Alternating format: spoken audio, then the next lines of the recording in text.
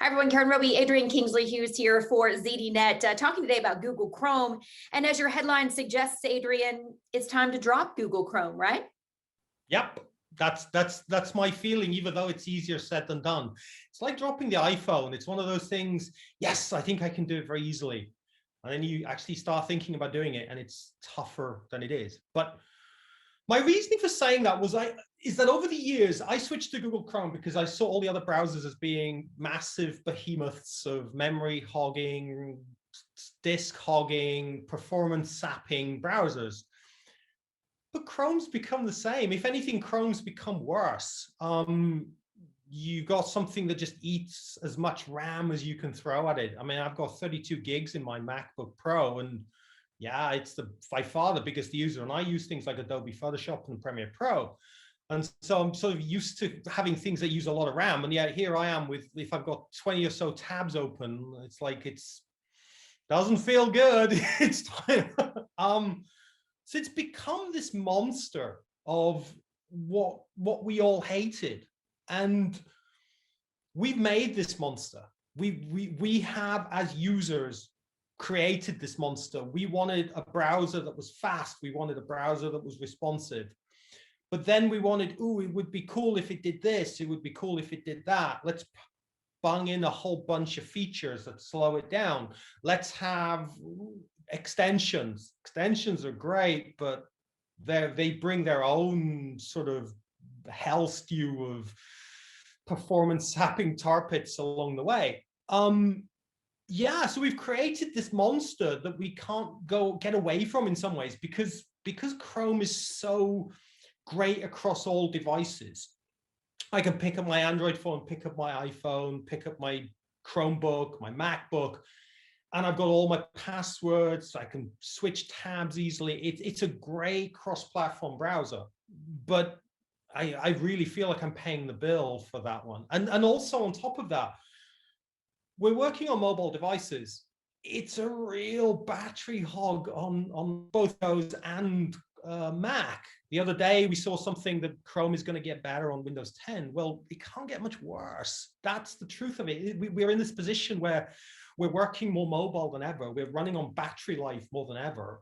And we have this browser that just sucks the power the whole time. And I'm amazed. If I switch to Safari on my Mac, I instantly get about an hour's more battery life easily without doing much else.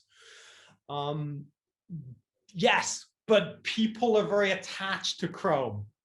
How dare you say that you're going to do this? Who's paying you to say this? And that's always the problem. We seem to want to align into these teams and camps and tribes over things. And in part, I think we're being taken advantage of because of that. It's quite easy to switch between browsers if we look at the browser as a tool for viewing the web, but we've turned it into more of a mini operating system where we want to put in our passwords, put in our payment details, automate this, automate that, and it becomes very hard to move away from it. And yes, my feeling is we should move away from it. To what? A lot of people are attached to Firefox too. A lot less than Chrome, but still there was a lot of people saying I like Firefox for this reason and that reason and the other reason. And I'm a firm believer that we need a player in the browser market that is not Google. And even though there's a lot of problems going on at Firefox and Mozilla at the moment, in terms of most of their revenue comes from Google, and they seem to be finding it hard to carve a pathway in the world. I think it's good that they exist, but every bit of testing that I've done suggests that the best browser to run is the default browser that comes with whatever system you've got now. So if it's on Windows 10, it's Edge. If it's on Mac, it's Safari. If it's on Android, it is Chrome. Same with Chromebooks. Yeah, it is the default browser. The optimizations that go on under the hood, and again on iPhone, the difference between running Google Chrome and Safari on the iPhone is, in terms of battery life, just like night and day. I get much better battery life if I decide I'm going to run Safari on there. But because I'm tied into Google and I've got 30 tabs open, you know, it is as it is. But if we can't switch, I think if we just have this idea that that we can switch, that it isn't something that's fixed in stone, that we maybe use a different browser when we need better battery life or better performance or whatever. There's also a lot of services. I mean, I found at the moment that there's a lot of cool services out there that you can use. I use something called Partition, which I've written about quite a few times, which is a paid service that actually lets me curate my tabs a little bit better. So I don't need to have 40 tabs open. I can open tabs depending on what I'm doing. I find that to be something that I use quite a lot. It's a paid for service, but in many ways I felt the benefit of doing it. But it's partly because of the way Chrome has made me into this monster that just wants more tabs the whole time, and everything must be open the whole time. Yeah, we've created this monster. For me, it's good to know that I can have options. For me, it's good to know if I want better battery life, I can get it. I think if other people did the same, they would see this benefit of being able to pick and choose what works better for them. And of course, Adrian, people get, sometimes attached and emotional to things like which browser they use. And I know a lot of people that have, multiple browsers open at one time. Is there certain things that are compatible with certain programs that people use on a daily basis, and even creating browser wars of sorts. So, you got a lot of feedback on this and people on both sides of the fence. Yeah.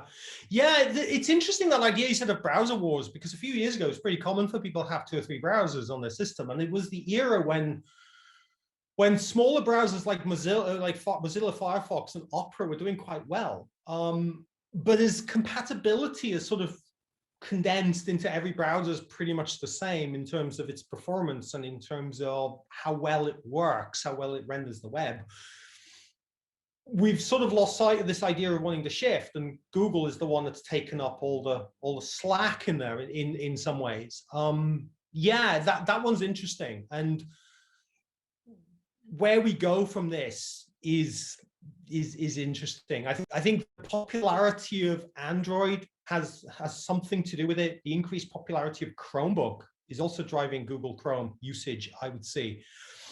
It's interesting that a lot of Mac users don't use Safari. And this one, when I've been talking to them as to why, and a lot of it is because there's a lot of switchers coming into the Mac ecosystem. They're switching from Android to iPhone, and they're switching from Windows to Mac. So they're bringing with them the legacies of whatever they used on those platforms in many ways. And one of the hardest jobs that Apple seems to have at the moment is encouraging people to use Safari. They pop up nags in the corner, which you can't seem to get rid of. Eventually they disappear. But that seems to tell me that somewhere deep in the bowels of Apple, there's people scratching their heads wondering, why are people not using this browser? And if Apple can't make something cool, then there's problems. If Apple can't make Safari cool, then it's a long uphill road of potholes. Yeah, that's a good way to put it, Adrian. All right, thanks so much for this. For much more on Google Chrome, Adrian's full article, make sure you check it out on ZDNet. Thanks for watching.